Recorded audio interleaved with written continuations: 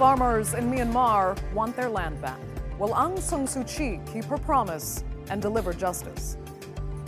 I'm Andrea Sankey, and today's newsmakers are Myanmar's farmers. When Aung San Suu Kyi came to power, there was renewed hope for the people of Myanmar, especially for farmers.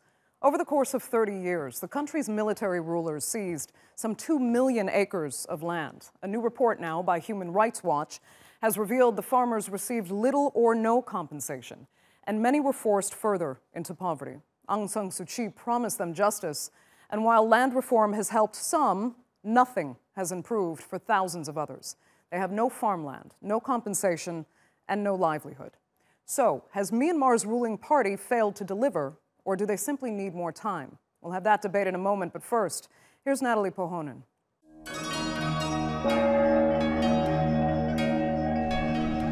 In Myanmar, land is the lifeblood of the nation. Most of the population lives in rural areas. And about 70% of the labour force makes a living from agriculture. Which means the land grabs carried out by the army since the 1990s continue to affect people's lives. Farmers and small landholders receive little or no compensation. Land grabs were an issue the National League for Democracy campaigned on in the historic 2015 election, which brought an end to military-led rule.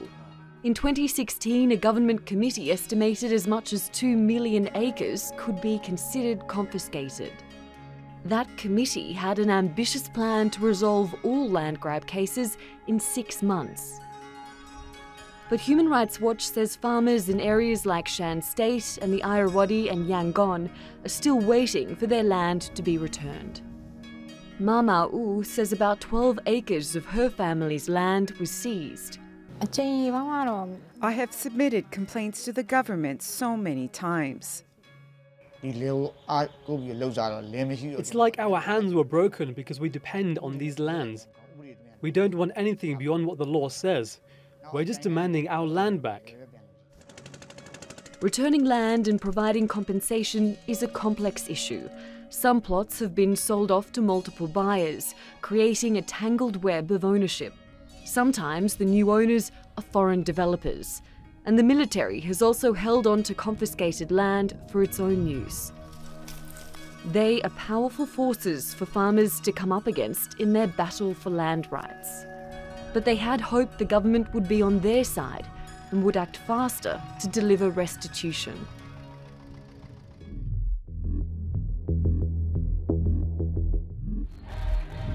When Aung San Suu Kyi's NLD swept into office in 2015, the euphoria was evident. Burmese had high hopes for the first civilian-led government in more than 50 years.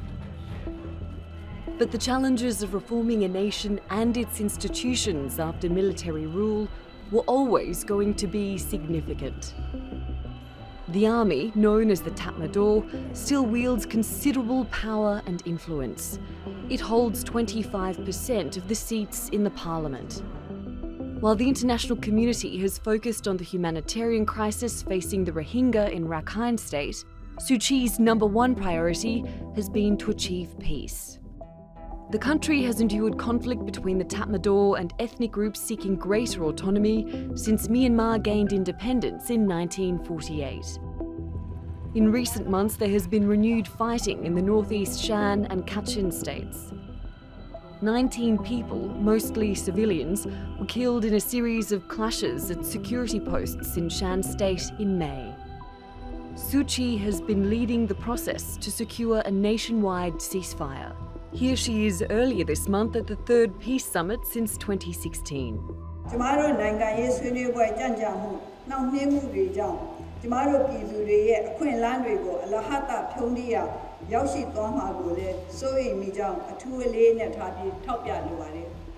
It is a delicate process. Bold steps must be taken without delay in implementing the peace process. If the peace process takes longer than is necessary, there will be instigation, interference and manipulation, all of which will undermine the hard-built trust and hard-earned agreement. Some rebel groups don't want to deal with the army. But the government can't broker a ceasefire without the army being involved. It is a clear example of the balancing act Suu Kyi's government has to perform with the military in order to run the country. Natalie Pohanen, The Newsmakers.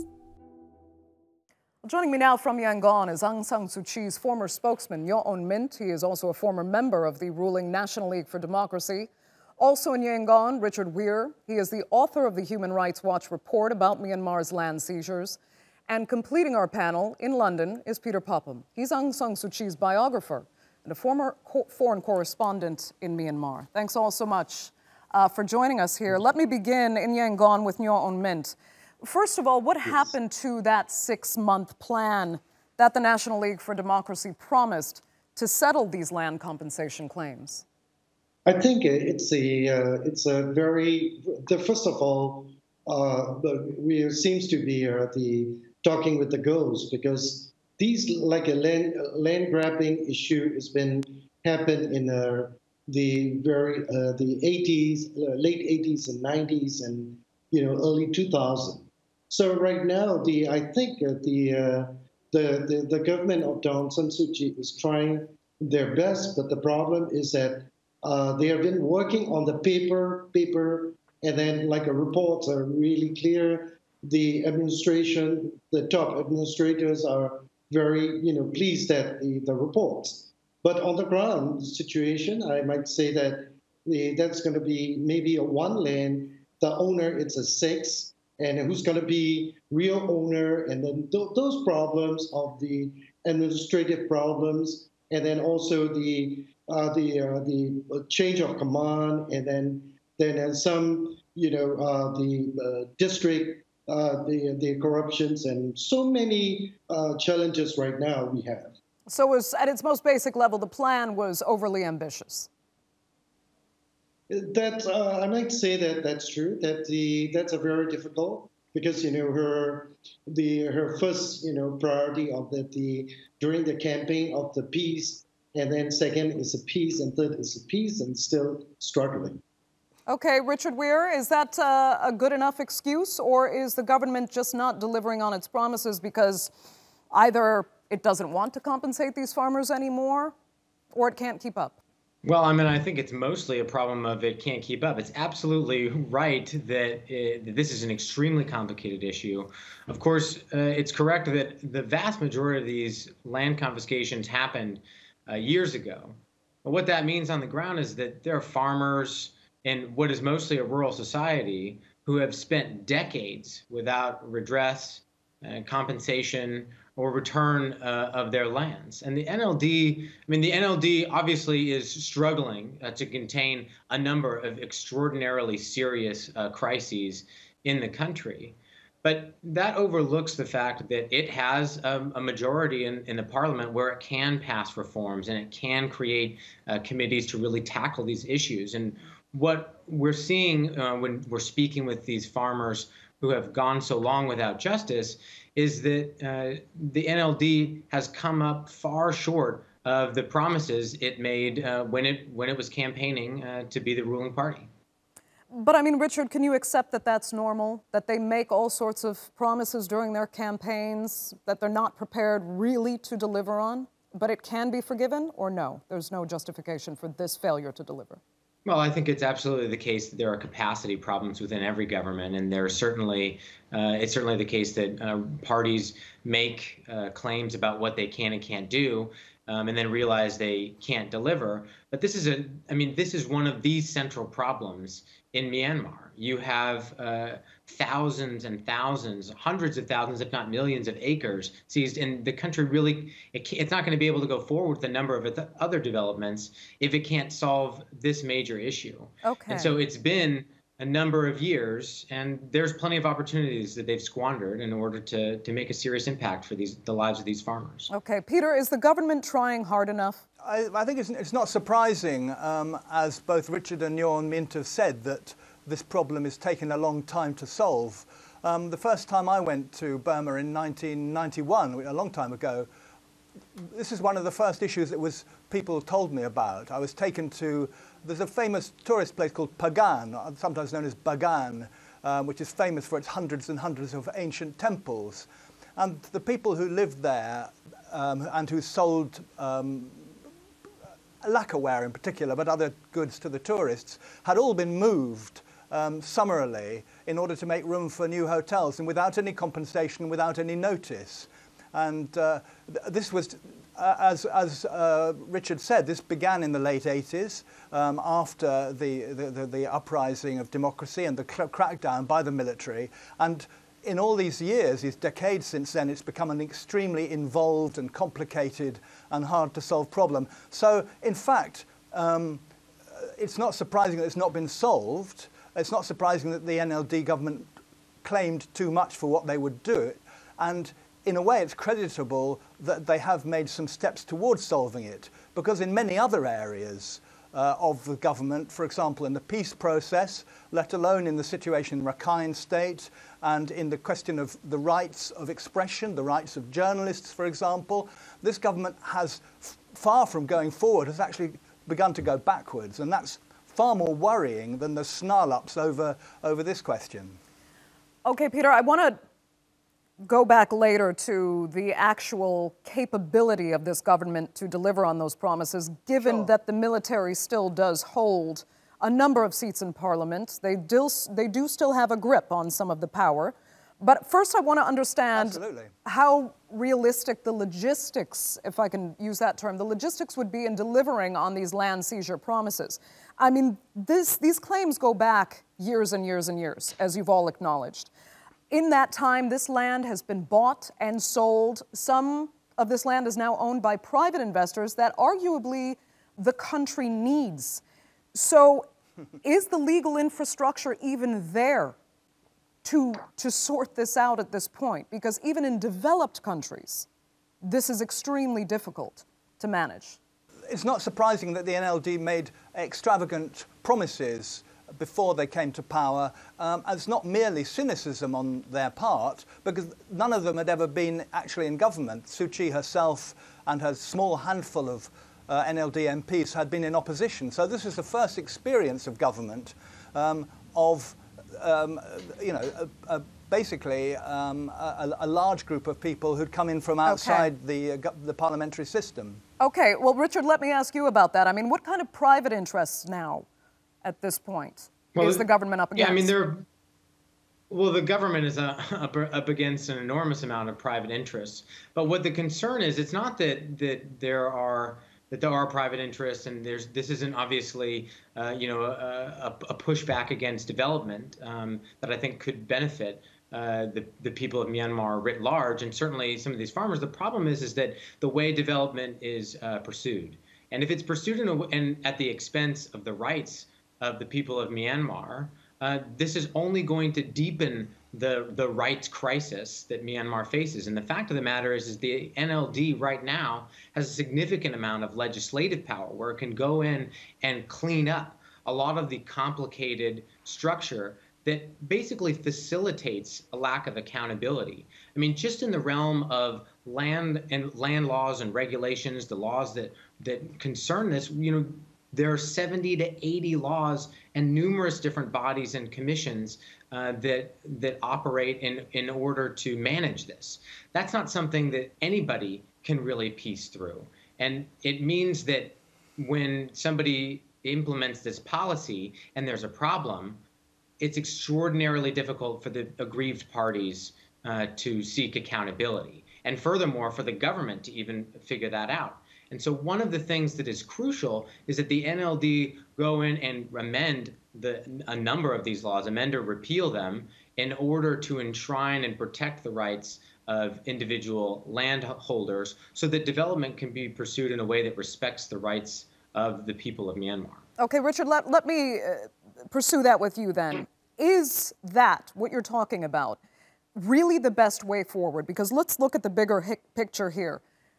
Myanmar needs to modernize its economy.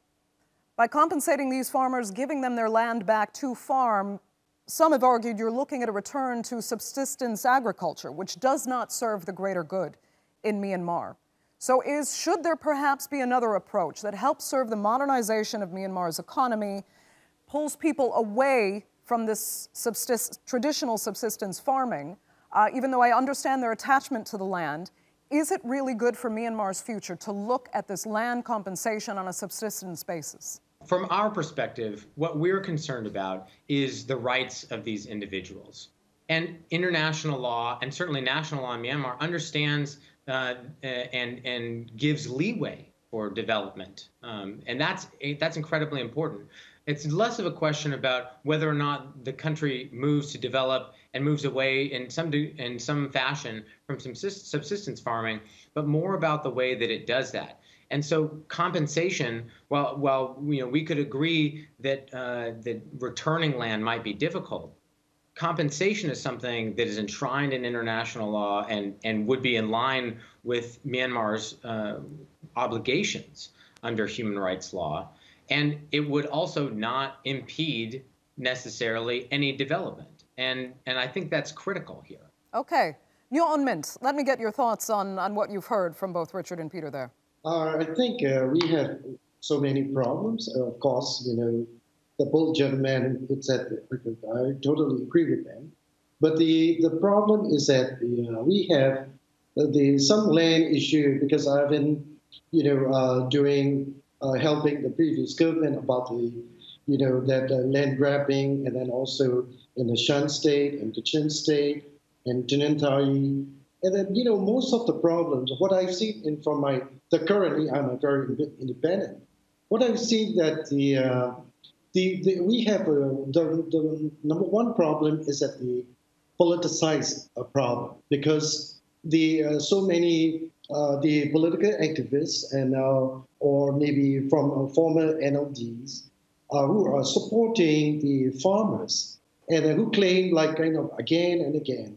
I saw in that the copper mine in the central Burma, and then people already received the compensation, but they reclaim again. And then the company, joint venture, the Chinese company also provided, whatever amount that the villagers claim for. Because the problem is that the land price is very high, people greed, and also the political instability. These are combination the problem. I totally agree with the human rights, but over here, we got a land, the people in Yangon, and then so many, landless people in the Langtaya area, you name it. Because the problem is that the people could not solve their livelihood, plus the government doesn't have a very clear economic policies, how to provide the job creation. So many all over the country, people live in Yangon here. So that we're approximately 7 million, over 7 million. We have a shortage of drinking water, transportation, you name it. So the government should solve the problem and how to provide the job and human rights balancing. But otherwise, the other people are always creating. The funny thing is that some NLD, local people, when they were supporter of the previous government, supporting and then begging the farmers who claim back the land, right now they've disappeared. So that's a political situation, is that the 80% of our problem. Okay, Nyo On Mint, then let me ask you this. If you acknowledge that the government isn't able to deliver on those promises, all the promises of compensation and land reform that were made during the campaign, what about the promises to deliver on achieving peace and quelling ethnic tensions, which arguably was the first priority? Is Aung San Suu Kyi still at the mercy of the military, as some of her defenders have claimed? Or can she deliver on at least those promises that she's made her number one effort? Yeah, that's a very good question. I think the peace process that I've been doing for 5 years with the former president U Thein Sein, and then the real problem is that the trust building. We do not have a trust among the commodore or military and the government, and in between the armed ethnic organizations and Thermidor, and then also the government and the armed ethnic organizations. So because, I might say that the government thought that it's the previous government, even the former military generals who have no, their proper understanding about the peace process. Even they could do it. The government thought, the current NLD government thought that it was a very easy, but it was not very easy because the government missed to solve the problem or create the trust building and then, more understanding and how the ethnic really expectation. That's a problem. Peter, do you accept that? Was it a question of building trust that was never properly built? Yes, I think there is a severe problem of mistrust in many areas of the national life. And the promise of democracy, which led to the ecstatic scenes during and after the election campaign of 2015, have evaporated, really, to a large extent. And you've mistrust, certainly, in many of the border regions where there has been no amelioration of the situation, where the tension and the intermittent fighting that's been going on for decades has not gone away. The peace process, which was Aung San Suu Kyi's great goal and stated as such during the campaign, repeating the Panglong conference, which was her father's achievement in bringing at least some of the ethnic groups together with the Burmans for independence, for an independent state. The Panglong conference, which met again recently, has yet to yield anything but very small results. And but basically the military continues to behave along the borders in exactly the way it's been behaving for many, many years. Okay. Richard Weir, we only have a minute left. I'd just like to get some final thoughts from you. One of the things that that shouldn't be forgotten is that the government can't balance politics and human rights. It has obligations to the people of Myanmar. It can't violate their rights. And there are clear ways in which this government can proceed and pursue development and peace and its political goals while respecting the rights of its people. And it has failed on a number of accounts to do that. And that is extraordinarily concerning. As Peter said, there's been backsliding in a number of critical areas. And this is where the NLD has seriously fallen down. And it needs to redouble its efforts to protect the rights of people across Myanmar, whether it's land rights, whether it's freedom of expression, or from violations, gross violations of human rights in Rakhine State and in northern Burma. These are all things that the NLD can work harder on and meet its obligations. Okay, Richard Weir, I will have to give you the final word because unfortunately we are completely out of time for this segment of the Newsmakers. Thank you all three so much for joining us.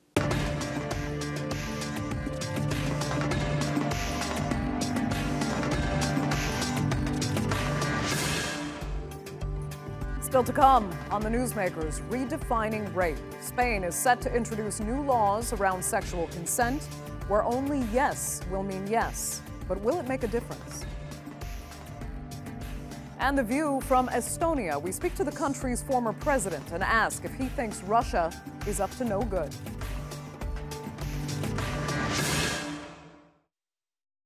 Affirmative consent could soon become law in Spain. It all started in Pamplona when 5 men, known as the Wolf Pack, were accused of gang raping an 18-year-old woman. A court decided not to convict the men of rape, but rather the lesser charge of sexual abuse, because she remained passive and silent during the assault. Thousands took to the streets in protest, saying silence does not mean consent. Now the Spanish government is trying to enshrine that into law. Affirmative consent would mean you don't have to say no, but you do have to say yes. Here's a closer look at how the law would work.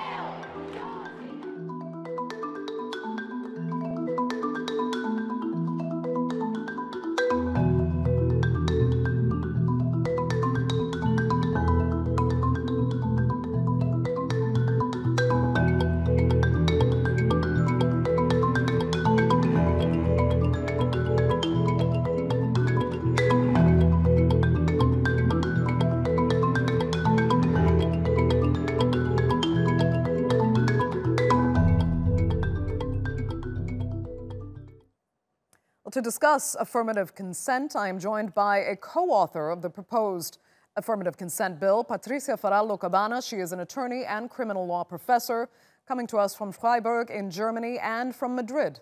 We have Manuel Cancio Meliá. He is a professor in criminal law at the Autonomous University of Madrid. Thanks both so much for joining us.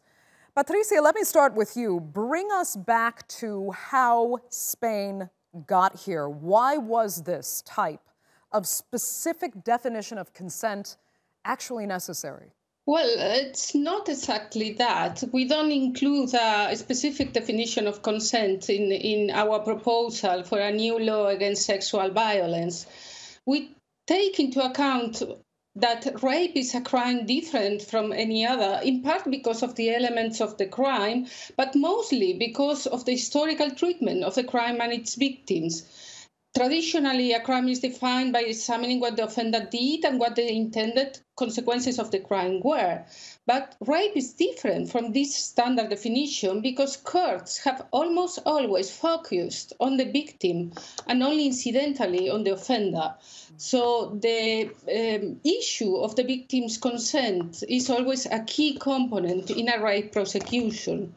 But if you let me continue, I would say that proving rape in a legal system which is still based on a traditional sexist outlook is not easy for any woman. And in Spain, both substantive laws and the laws of evidence and procedure are unfavorable to women, since they are predicated on the traditional view of male and female sexuality and sexual behavior as basically something different. So some pressure on the part of the man and some pretense of unwillingness on the part of the woman are considered normal preliminaries to sexual intercourse. And okay. In Spain... Can we say that in this law, you don't have to say no necessarily, but you do have to say yes to qualify for affirmative consent, and therefore it is not a rape or an assault? No. Okay, then what's the difference between what's on the laws now and what this affirmative consent law changes? Well, the law in Spain has now a distinction between sexual assault and sexual abuse. Sexual assault needs violence or intimidation, whereas sexual abuse only needs the absence of consent. And we would like to change the meaning of what is absence of consent, in the sense that it's not necessary for the victim to oppose resistance, active resistance, to show that she doesn't consent. Okay. Let me ask Manuel. I mean, Manuel, do you think this law will work? Is it needed, and can it be practically applied? Well, I do agree with my colleague Patricia in the fact that new legislation that will treat as one offense of assault cases of intimidation of violence, as aggravated rape, and cases of absent consent will send a good message, especially to men, to consider, to test if there is already, and at this moment, consent being given. So the message is okay, but I think already at this moment, the law as it is has a rulement that embodies that only yes is yes. And the question is how courts appreciate the presence of intimidation or of violence. But this is a thing you can't change just with a regulation. If you have a patriarchal society, if you have a bias that favorizes men, it is just fantasy to think that a new legislation would change that. Okay, go ahead, Patricia. I saw you had a comment. Yes, I agree with my colleague that it's not a matter of changing only the law. And in fact, we are not proposing only changes in the criminal code, but also that all actors in the criminal system who deal with rape, for instance, policemen, lawyers, judges, and prosecutors, should be taught about the myths that surround the offense of rape, the myths and stereotypes that influence their decisions in the courtroom. So I think this can be more effective than a mere change in the criminal code. And this is also part of the proposal we have presented last week. Okay, so key to making these laws work then is training judges and lawyers on how to guide and decide these cases under these new laws, correct, Patricia? Yes. Okay, so it's not so much about the law as it is changing the mentality of those even in the justice system itself. Go ahead. Excuse me. No, I would say it's a matter of changing the mentality, of course, and you are right in this regard. But it's also a matter of changing the law, because the Spanish law, has this distinction between sexual assault and rape and sexual abuse, so that sexual abuse is a crime committed without violence or intimidation and without consent. Okay. That means that victims unable to show resistance because they are drunk or drugged or paralyzed out of sheer terror are less protected. Mm-hmm. And we want to change also that. We think they merit the same protection as other victims. Okay. Manuel, if you have a comment, go ahead. But I'd like to have you include what is at risk here. Is it possible that it's running the risk of actually punishing men by having, I mean, what if they misunderstand signals? Because obviously there's a lot of nuances in sexual communication sometimes, and people sometimes like it that way. They don't want to be particularly clear about giving consent or not. So is there a risk for men in this law? I wouldn't say that I don't think that there is any profound difference between the situation we can have with this regulation. It's only symbolic. And in my opinion, we have already with this distinction law that means only yes is yes. The problem is how is to be this understood by a man? And I don't think that there will be a major change, because at the end, you will have always, even with the new Swedish regulation, for instance, that has a wholesome model who understands that gross rape, aggravated rape, is that one that is committed with violence. Even in this case, you need an independent court to decide how the evidence lies, if it is clear that violence and intimidation existed. And I have to underline that we don't have a particular difficult situation for rape evidence in Spain.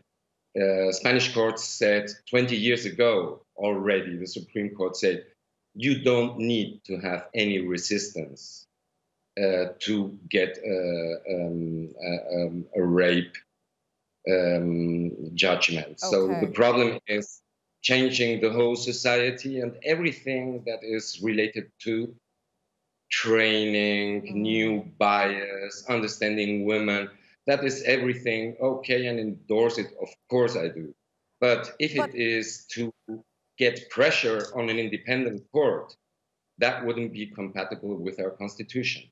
Okay, then, Patricia, I mean, if this is largely symbolic, how much more really needs to be done to make a tangible difference in the treatment of sexual assault under Spanish law? Well, I think the measures included in our proposal related to education and prevention are much more important than the measures concerning the changes in the criminal code.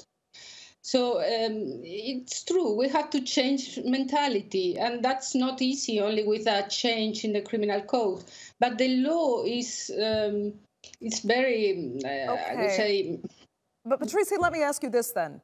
If these laws had been enacted 2 years ago, would the treatment of the wolf pack case have been different?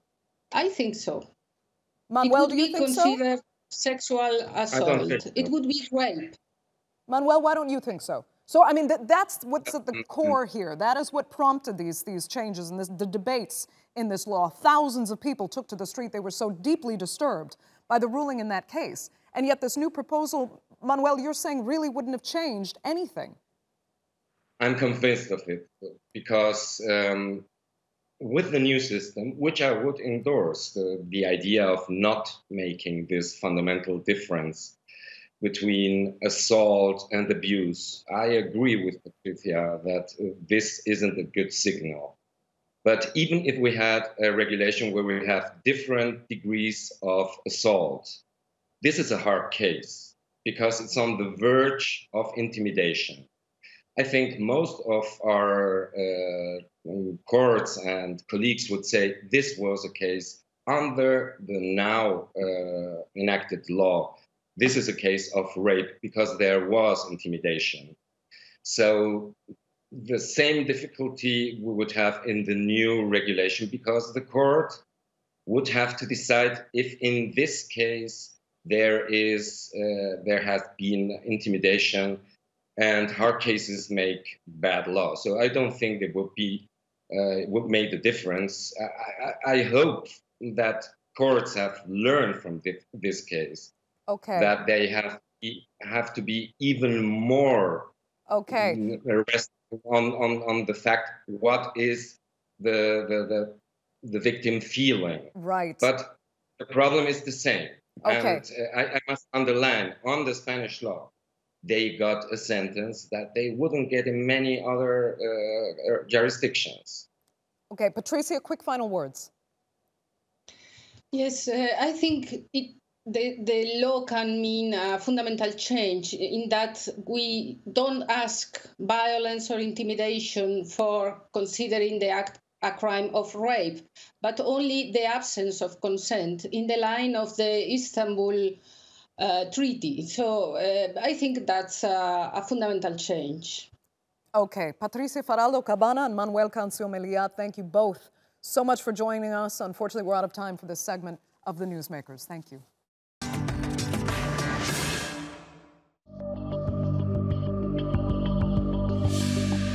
We are under attack. It is an attack against Western democracies and on the institutions that bind them, the EU and NATO. These tactics, disruption of the internet, hacking into parliaments, political parties and candidates, and more importantly, doxing or publishing hacked private correspondence and ultimately spreading false stories or fake news, represent a new form of aggression. That was Estonia's former president, Toomas Hendrik Ilves, discussing alleged Russian meddling in the U.S. election. And he knows something about Russian interference. For nearly 50 years, his country was under Soviet rule, and tension between the two has been simmering ever since Estonia's independence. Now, last year, Russia sent 2,500 soldiers to a region bordering Estonia, leading to fears of a regional conflict. But Ilves isn't too concerned with Russia's military might. He says his former Soviet neighbor is no longer the force it once was during the Cold War. And even in the unlikely event of an attack, he feels NATO's military power would keep Estonia safe. Well, we're joined now by the former Estonian president, Toomas Hendrik Ilves from Palo Alto, California. Thank you so much for speaking to us. First, I'd like to get some more clarity on exactly how you believe Russia really is a threat to Western democracies. Well, as I said in that outtake you have there, they are actively interfering in democratic processes, in hacking elections as a broad term. In fact, after the indictment last week by Special Counselor Mueller, I would say it's less than simply, or more than simply alleged. Well, everything ranging from attacking voter lists, determining who can vote, to as I said there, to attacking servers of political candidates they don't like. This is not simply Hillary Clinton and the DNC, but we also saw this with Emmanuel Macron in the French election. Moving on, doxing, which is publishing stolen material. Then, of course, there is the massive trolling that goes on that is conducted by these so-called Internet Research Agency. Do you think, though, it's not being taken seriously enough in the West? Well, it's being taken seriously in those places where their efforts have failed to sway an election. So in the case of France, for example, I think they're taking it very seriously. Where it is, where there are major indications of interference, as in the case of the Brexit election, since Brexit referendum rather, that passed, and so authorities are loath to investigate it. We see it here in the United States, where I currently am, that while the law enforcement has been pursuing this, the political leadership wants to downplay it, and most recently last week, the U.S. president actually expressed his preference for Vladimir Putin's words over the words of his own intelligence agencies. And where does that leave your words? When you have Trump, actually the president of the most powerful NATO member and the biggest Western ally, really, of Estonia, where does that, his support for Russia, his perceived support, even if it's just perceived because he says he's not guilty of supporting Russia necessarily, how does that compound this problem?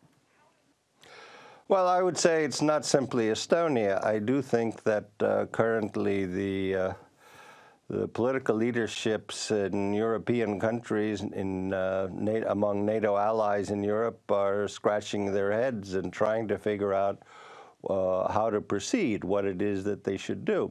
At the same time, regardless of the rhetoric, we see that NATO, and including, especially often led by the United States, has been really upping its game when it comes to dealing with cyber attacks and with cyber issues.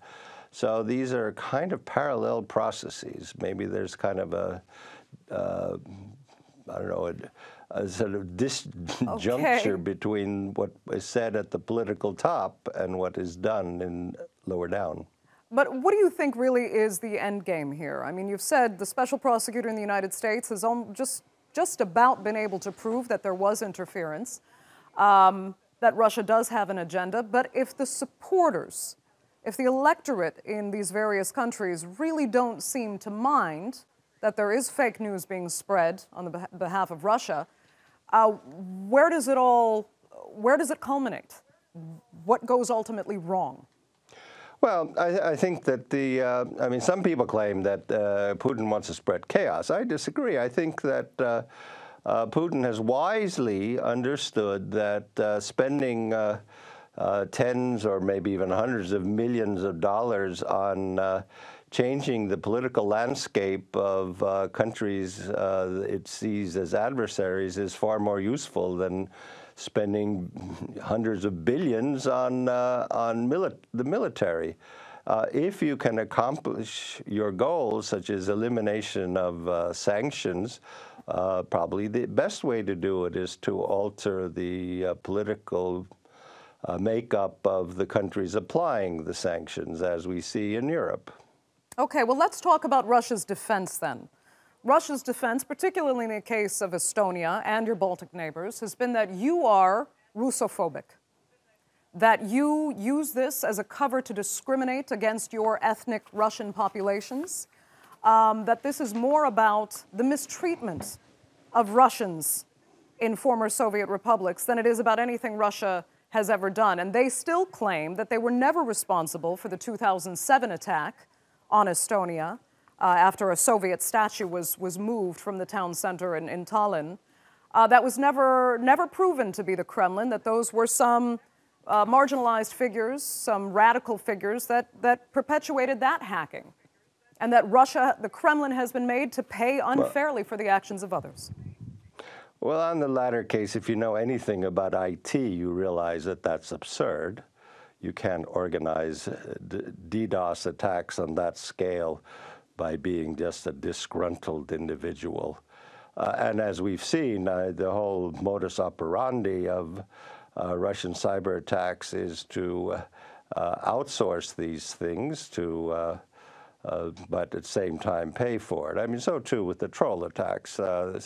You can sort of semi-legitimately claim that the Petersburg-based Internet Research Agency is a private company, which it is. It's run by a good friend of Vladimir Putin's, Mr. Prigozhin. And the same thing is, I mean, you can expand that. That's happening with the Wagner mercenary group that also allows complete and disassociation of mercenary troops fighting for the Russian cause. Now, as to the first, I mean, those red herrings about sort of Russians being discriminated have long been laid to rest, and no one takes that seriously.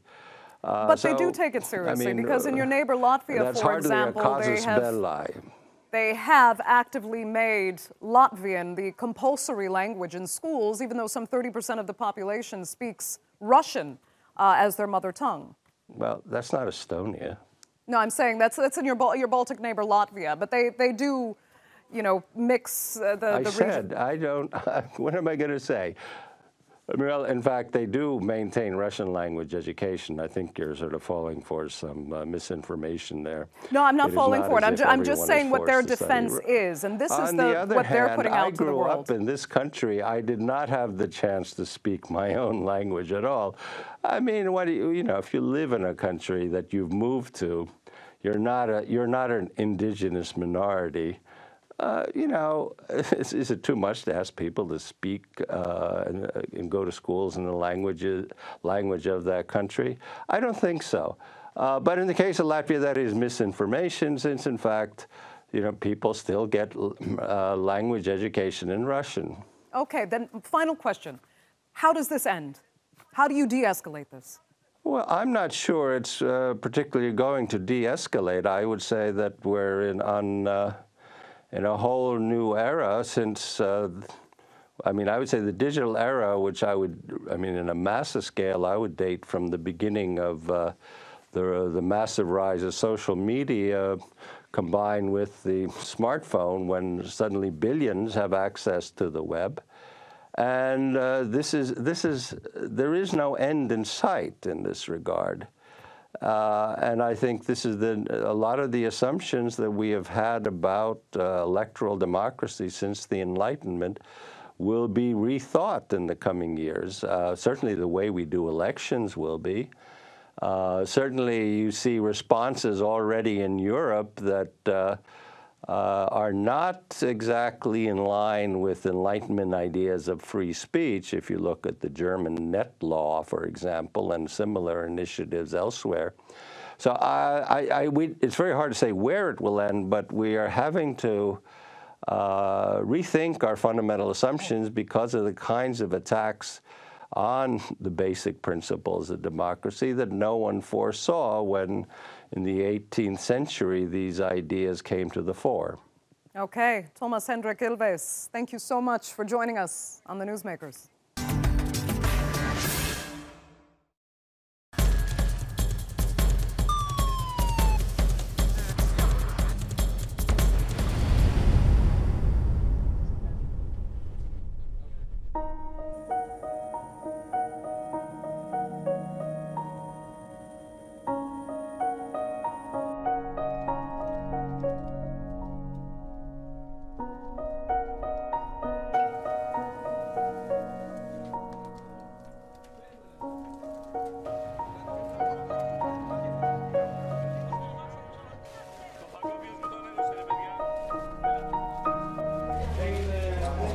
Ευτυχώς ήταν η θάλασσα και πήγαμε στη θάλασσα, χωθήκαμε μέσα.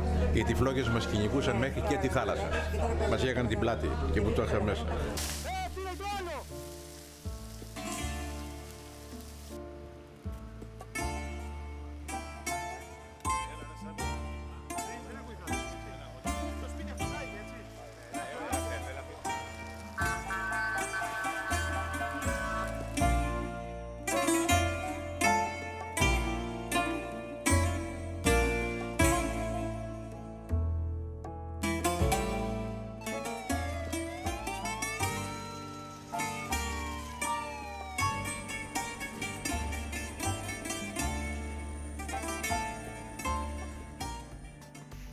That's all for this edition of The Newsmakers with me, Andrea Sankey.